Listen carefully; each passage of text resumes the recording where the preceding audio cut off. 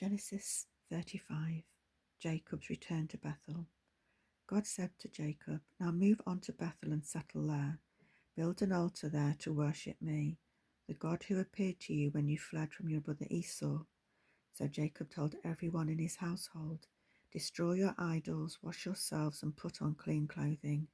We are now going to Bethel, where I will build an altar to the God who answered my prayers when I was in distress. He has stayed with me wherever I have gone." So they gave Jacob all their idols and their earnings, and he buried them beneath the tree near Shechem. When they set out again, terror from God came over the people in all the towns of that area, and no one attacked them. Finally, they arrived at Luz, now called Bethel in Canaan. Jacob built an altar there and named it El Bethel, because God had appeared to him there at Bethel when he was fleeing from Esau. Soon after this, Rebekah's old nurse Deborah died. She was buried beneath the oak tree in the valley below Bethel. Ever since the tree has been called the Oak of Weeping. God appeared to Jacob once again when he arrived at Bethel after travelling from Padan Aram. God blessed him and said, "Your name is no longer Jacob, you will now be called Israel." Then God said, "I am God Almighty. Multiply and fill the earth, become a great nation, even many nations. Kings will be among your descendants, and I will pass on to you the land I gave to Abraham and Isaac. Yes, I will give it to you and your descendants." Then God went up from the place where he had spoken to Jacob. Jacob set up a stone pillar to mark the place where God had spoken to him. He then poured wine over it as an offering to God and anointed the pillar with olive oil. Jacob called the place Bethel, house of God, because God had spoken to him there.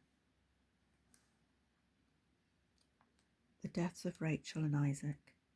Leaving Bethel, they travelled on towards Ephrath, that is Bethlehem.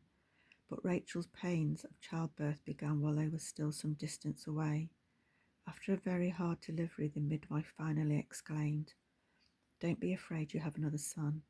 Rachel was about to die, but with her last breath she named him Ben-Oni. The baby's father, however, called him Benjamin. So Rachel died and was buried on the way to Ephrath, that is Bethlehem. Jacob set up a stone monument over her grave, and it can be seen there to this day. Jacob then travelled on and camped beyond the Tower of Eder. While he was there, Reuben slept with Bilhah, his father's concubine, and someone told Jacob about it. These are the names of the 12 sons of Jacob. The sons of Leah were Reuben, Jacob's oldest son, Simeon, Levi, Judah, Issachar, and Zebulun.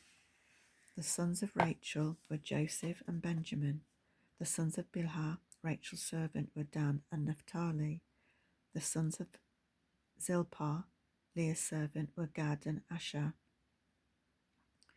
These were the sons born to Jacob at Padan Aram. So Jacob came home to his father Isaac in Mamre, which is near Kiriath Arba, now called Hebron, where Abraham had also lived. Isaac lived for 180 years, and he died at ripe old age, joining his ancestors in death.